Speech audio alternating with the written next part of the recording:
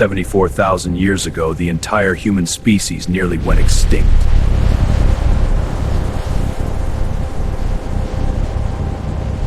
Not a war, not a disease, a single mountain.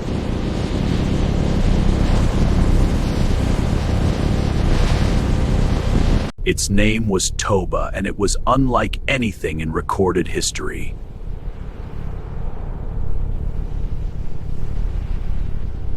To understand how close we came to disappearing, we have to go to Sumatra.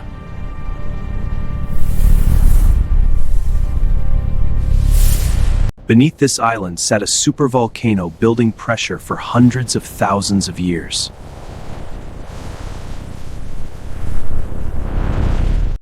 A supervolcano is not a normal volcano.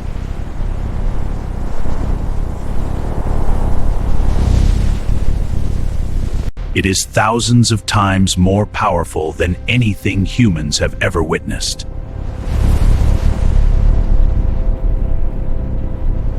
And on that day, 74,000 years ago, it finally erupted.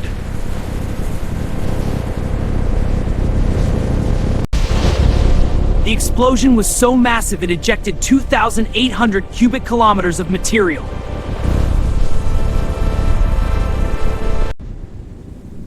To put that in perspective, that is enough to bury an entire country under volcanic ash. Ash fell thousands of miles away in India in a layer several feet thick.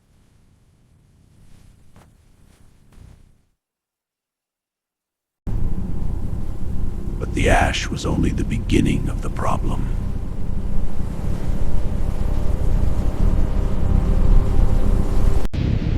The real danger was what happened to the sky itself.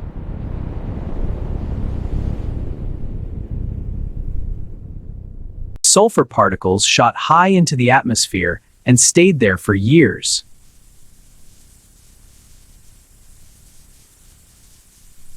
These particles reflected sunlight back into space.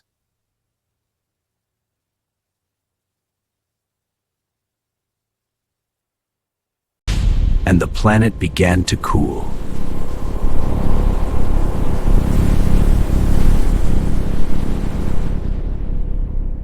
Scientists call this a volcanic winter, and this one may have lasted up to a decade.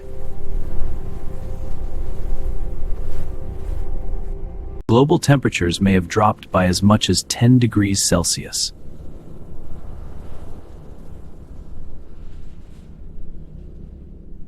For early humans living across Africa, this was catastrophic.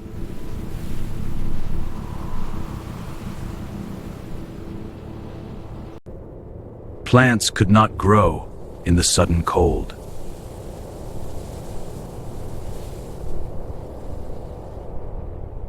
Animals that humans depended on for food began to die off.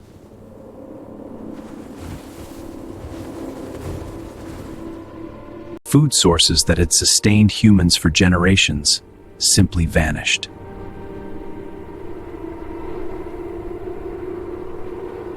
Geneticists studying human DNA today found something extraordinary. Incredible! The implications are staggering, we know. We must investigate further immediately. Every human alive today shows signs of a genetic bottleneck.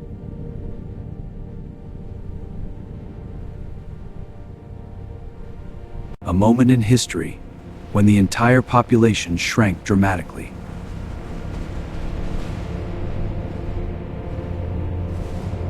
Some researchers estimate the global population dropped to as few as 10,000 people. Some estimates go even lower, to just a few thousand breeding pairs.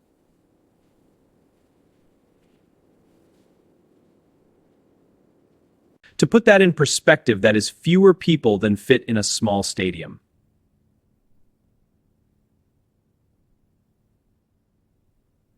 The entire future of the human species rested on a tiny, surviving group. This explains something strange about human genetics today.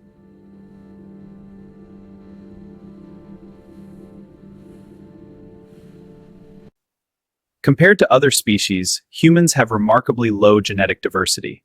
This chart illustrates the wide spread for chimpanzees versus the narrow spread for humans. Chimpanzees. A single troop has more genetic diversity than all of humanity combined. This simple illustration shows that a small chimpanzee group holds more genetic variation than the entire human race. This is the genetic fingerprint of a species that nearly disappeared.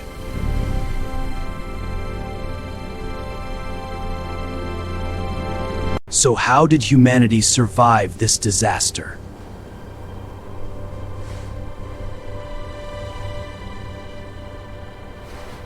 Some researchers point to the coast of South Africa. This region is significant for studying ancient human migrations. The coastal environment provided rich resources for early populations. A small group discovered something that saved them.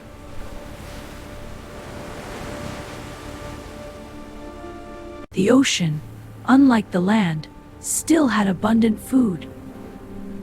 The ocean, unlike the land, still had abundant food. Shellfish clung to rocks along the shoreline, waiting to be harvested.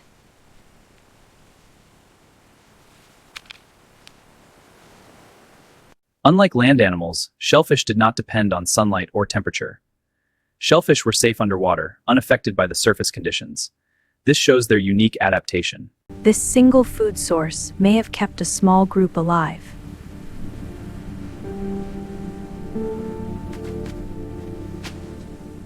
Archaeologists found evidence of advanced tool use at these coastal sites. These discoveries reveal how early humans adapted to their coastal environment. Each artifact brings us closer to understanding their lives. Sharpened stone blades for cutting and processing shellfish efficiently. This suggests a population that was not just surviving, but adapting. They crafted tools, cooked food, and organized shelter together. This cooperation was their key to adaptation. Innovating in the middle of a global catastrophe. We must continue. This tool could change everything. Yes, let's test its limits. Survival was still far from guaranteed.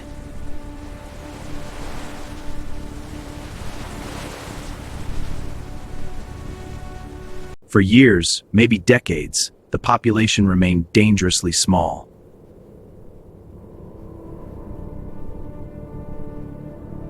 Any additional disaster could have ended everything. The ice beneath us was cracking, and with every new fissure, our fragile hope of survival diminished. A single disease outbreak could have wiped them out completely.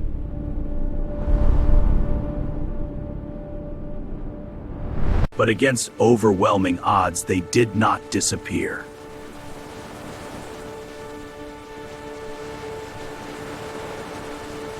Slowly, over many generations, the population began to recover.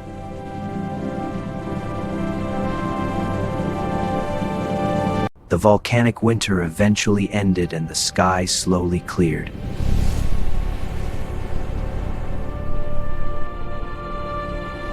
Plants returned, animals returned, and humanity began to expand again.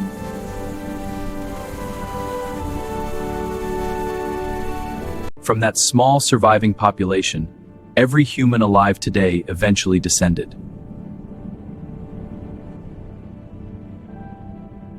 Every person you have ever met carries the genetic legacy of that bottleneck.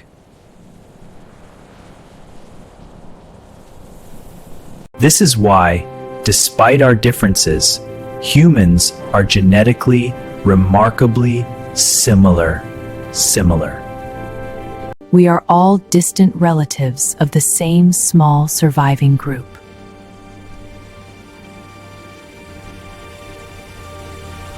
Today, Toba sits quietly as a massive lake.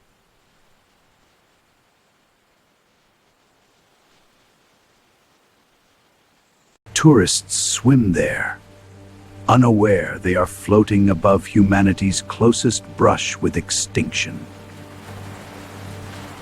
And the volcano beneath that lake is not extinct.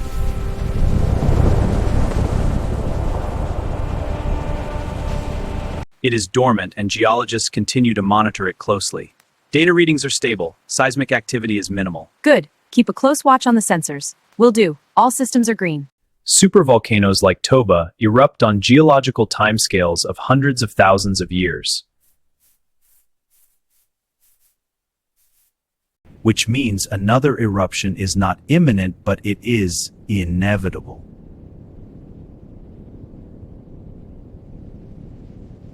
The story of Toba is a reminder of how fragile our existence truly is.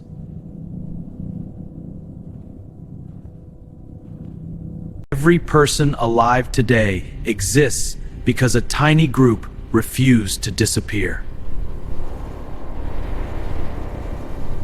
We are not here by certainty.